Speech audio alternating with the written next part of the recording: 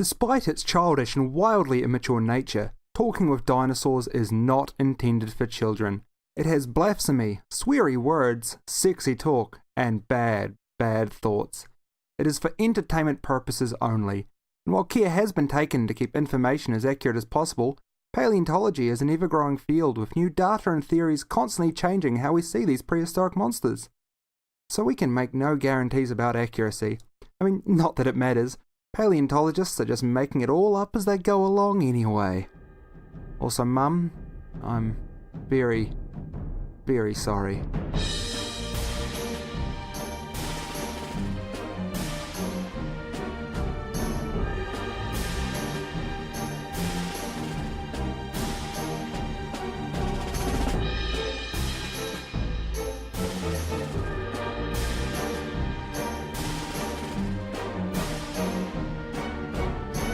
Kia ora koutou, and welcome back to Talking with Dinosaurs, which somehow still remains the world's #1 rated comedy dinosaur trivia podcast hosted by a New Zealander. I would like to take this chance to remind all our new listeners that while the name of the podcast is Talking with Dinosaurs, I am in fact talking about dinosaurs, not to them. Some may think this is a breach of the Fair Trading Act of 1986, as passed by the fourth Labour government of New Zealand, headed by David Lange.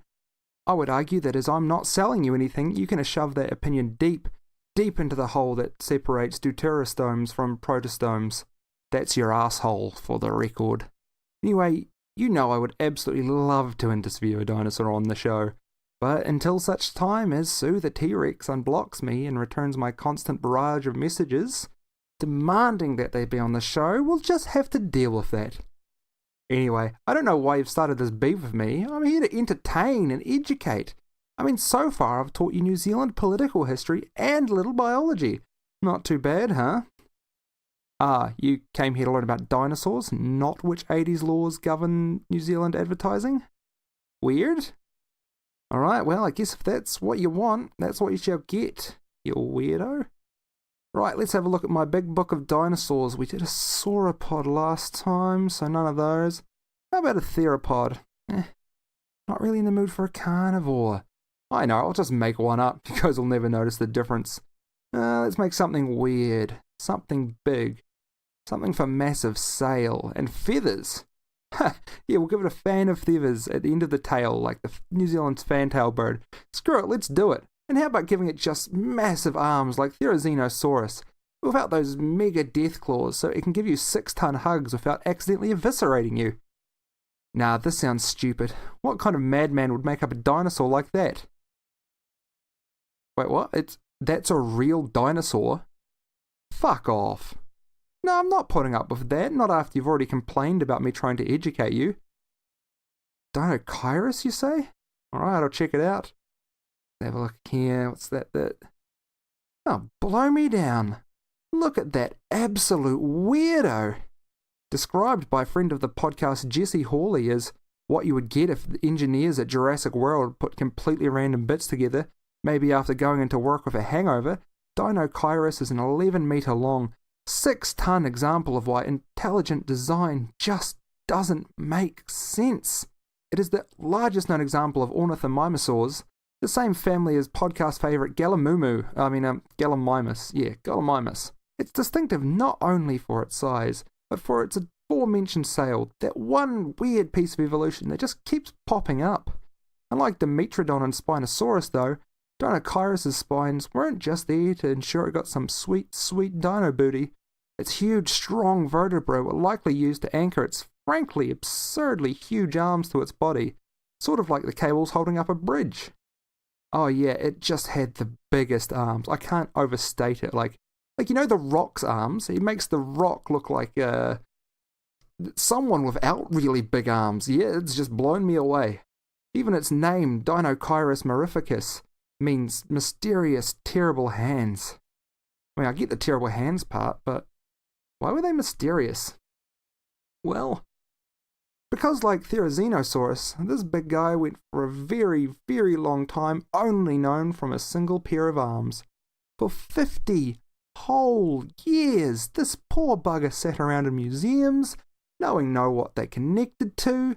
Most people seem to think it was a carnivore of some kind, possibly related to Allosaurus, but there was not so serious talk that if it had similar arm to size proportions as a T-Rex, it would be almost 2.5 times its size, and bigger than a lot of the giant sauropods. Fortunately, a more complete skeleton was found in 2014, laying the mystery to rest once and for all. Apparently, once the complete specimen was described, they realised they already had half a skeleton of it, just been sitting there for years, but they didn't know it was connected to the famous Dinocheirus arms. I'm very disappointed in them. Look, I've done very few terrible goddamn puns in this podcast. You can bloody well deal with that one. Deinocheirus' head is also pretty distinctive, looking sort of like a cross between a hadrosaur and a horse. Now, I'm very proud of myself because I'm not making a Sarah Jessica Parker joke here. Her face honestly isn't very horse-like, and even if it was, you shouldn't mock someone based on their appearance.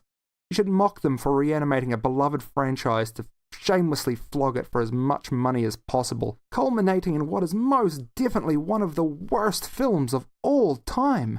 Abu Dhabi, really? Why? You couldn't even film there. Why did you... I'm sorry, that was a very Samantha thing to say. Let's get back to it. Being an omnivore, the horsey head of Deinocheirus, get it? I will never apologise for the puns. Its head was used to chomp up leaves, fish, and, rocks? What?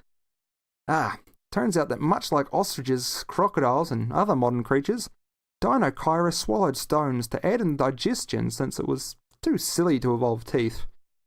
Too good for teeth, Dino? Well, actually I get that. I grew 2 complete sets of wisdom teeth, and I tell you what, I would much rather swallow granite than deal with that again.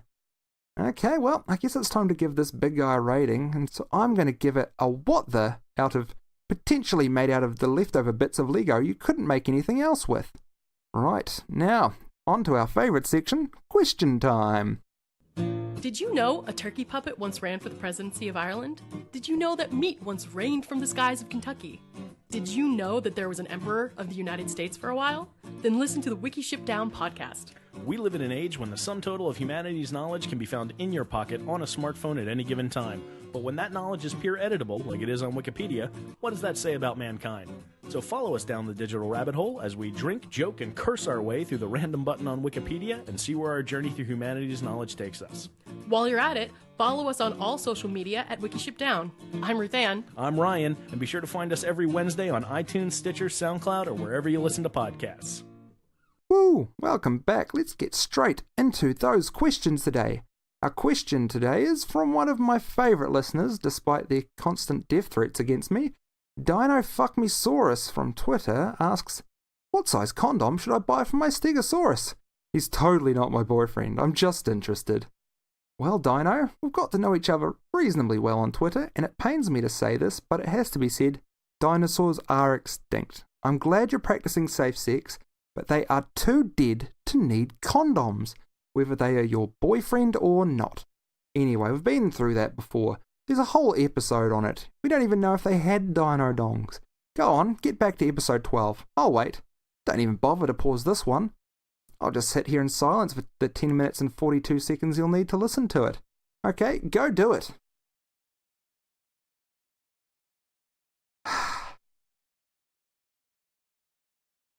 Wow, that's really boring. Sitting here in silence sucks.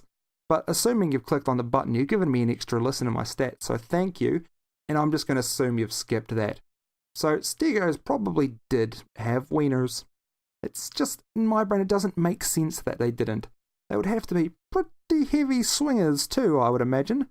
Given the smaller creature, the African elephant's penis, is about 6.5 feet long, I would say Stegosaurus's must be at least that.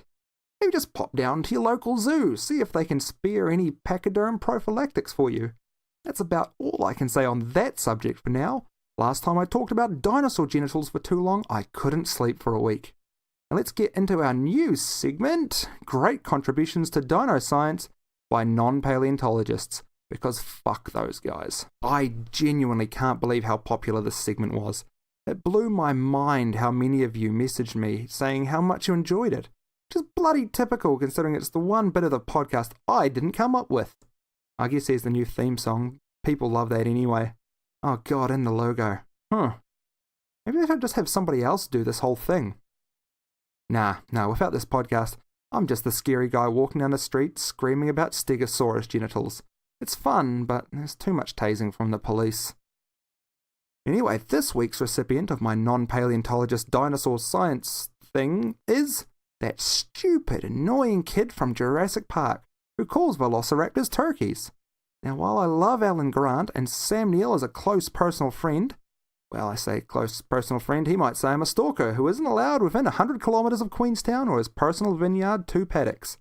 That little bratty teen was, well, absolutely right in the film. Velociraptors were nothing more than vicious little turkeys. And you could probably punt them a fair distance if you're into abusing animals. By the way, if you are into abusing animals, fuck off. There's no place for you in this podcast. For his contributions to showing up the entire cast and crew of the original Jurassic Park film, I award Volunteer Boy The Thing. Yeah, that's his credited name, Volunteer Boy. Stupid name for a stupid kid. Well, I guess that brings us to the end of the show. As usual, I would like to thank Electricity for the amazing theme song. You can check out his other sweet, sweet tunes on soundcloud.com/AlElectricityNZ. You know, Al, you should get a proper website. Even just grab a domain and redirect it. Actually, no, that's pretty hypocritical coming from me since I don't actually have a website yet. So, just do it, champion. I'd also like to thank Adam Hobbit Underfoot Donahue for the amazing logo, constant support, and for putting up with it when I constantly spell his name wrong in the liner notes. Legend! As usual, flick your questions through to me on Facebook, Instagram, Twitter, or at talkingwithdinosaurs@gmail.com. Feel free to throw in some suggestions for creatures to do episodes on, or legends of dinosaur history who maybe don't get the credit they deserve. I'd also like to point out I have received some feedback recently on some of the political content I've been throwing in lately. So I'd just like to say I'll be doing my best to avoid that sort of thing from now on. Now, I don't want you to think that I'm worried about alienating fucking bigots, because they can fuck right off. But it's because a lot of people use comedy podcasts as escapism, and you don't need your bi-weekly dose of dinosaur dicks punctuated by riffs on the bullshit that's constantly badgering you in the real world. You want jokes about Stegosaurus penises, not politicians who look like them. Right, anyway. That's all I've got for this episode. I hope you have a great week. I'll see you next time. I've been Stefan Ado, and we've been Talking with Dinosaurs.